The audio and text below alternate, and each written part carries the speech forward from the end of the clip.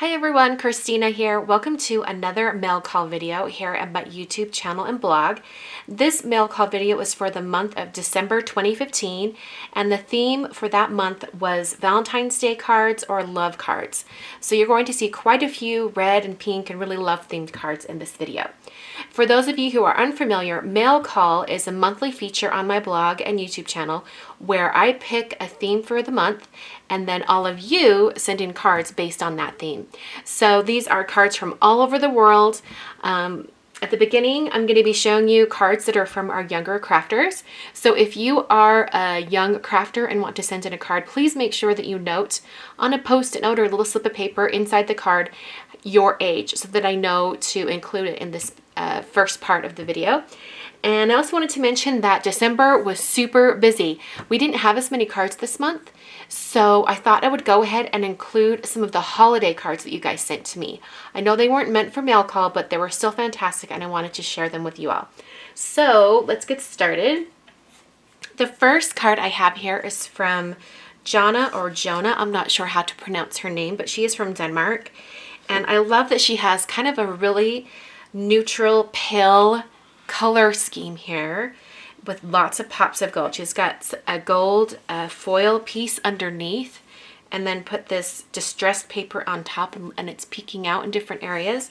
She mentioned that she die cut a heart, placed it over the paper, and then sponged on some Versamark around the edges, removed that die cut heart, and then embossed all of that area around the heart. That was such a fun way to include a heart and use a heart die cut, but not actually have the heart die cut on the card. I thought that was really fun.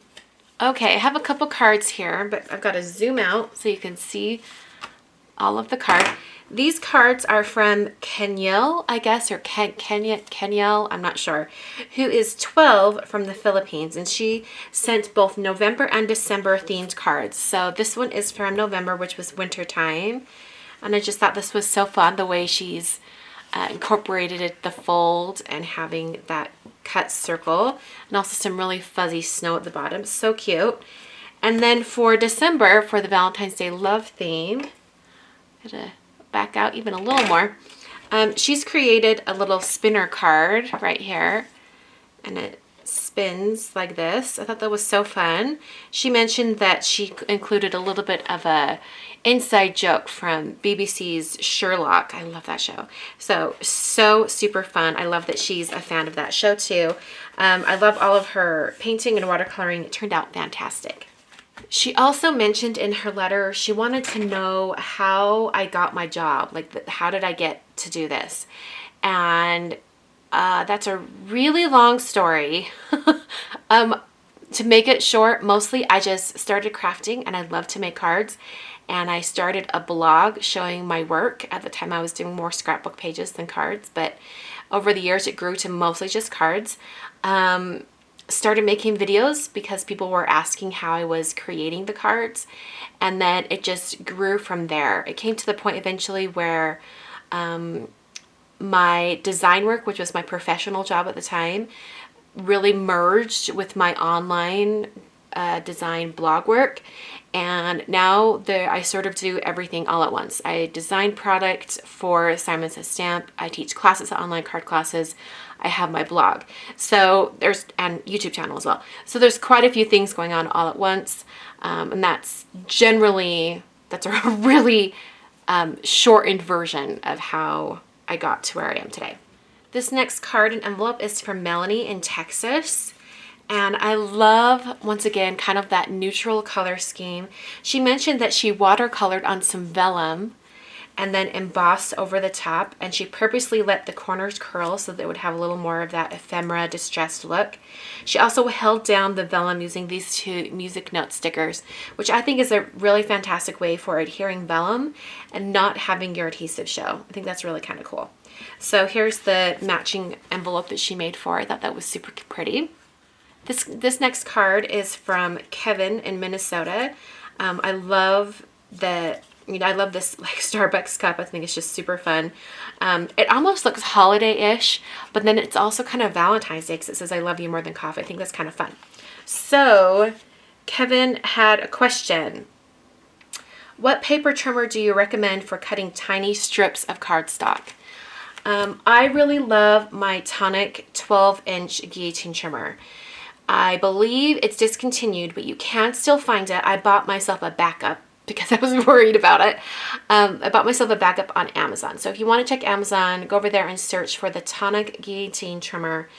There's an 8.5-inch version, which I also have, and I did use for a while, but then I switched back to the 12-inch, mainly because the 8-inch I couldn't cut long cards, if that makes sense, like the long cards. Like I couldn't cut up to 11 inches and I needed to be able to do that. So then I switched back to my 12-inch, and now I have that 8-inch one is one that I use if I'm traveling or if I'm going somewhere or cutting paper somewhere else in the house. But both of those trimmers are fantastic. Now I am trying out a new trimmer and I like it so far. It's a new trimmer. It's kind of like an updated version from Tonic. This is also a guillotine trimmer, and it's the Tim Holtz trimmer. So I've got it right here. I'm going to try it for a little while. Unfortunately, it is only 8.5 inches tall, or maybe even 8 inches tall. So I think I'm going to run into the same problem that I had with that other small one, in that I'm going to wish I would have had a larger format. But I'm going to try it for a while. We'll see how it goes. I would recommend either one of those trimmers. There's also a really good Fiskars trimmer that Jennifer McGuire uses, and she really recommends. She loves it. I really think paper trimmers are a little bit like a lot of other things in life, in that one trimmer is not going to work for everyone. You have to find the trimmer that's best for you. So unfortunately, you might have to go through a couple trimmers until you find one that you absolutely love. But these are some of the trimmers that I love. So hopefully that'll give you a steer in the right direction for finding that paper trimmer for you. Here's a card from Kate, who's 13 in Florida. I think she bought this card. I'm not entirely sure, but I want to include it because she included a really cute note inside, and I wanted to let her know that I did receive her card. So that's from Kate, who's 13 in Florida. All right, here is a card and question. This is from Samantha Hammond in Indiana, and I really love her card. I love all the watercoloring. It's got a little bit of shimmer to it. It's really pretty. And the die cut hearts. She says, just wondered, what do you do with all of the mail call cards?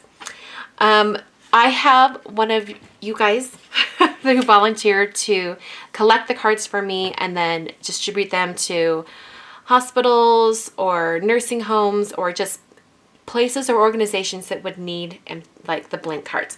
So all of the cards that are empty inside, so this one would be empty inside. All of the cards that are empty inside and in good shape, that come through the mail without any real big problems, I go ahead and put that in another box and send that off to this lovely volunteer who's helping me out with this.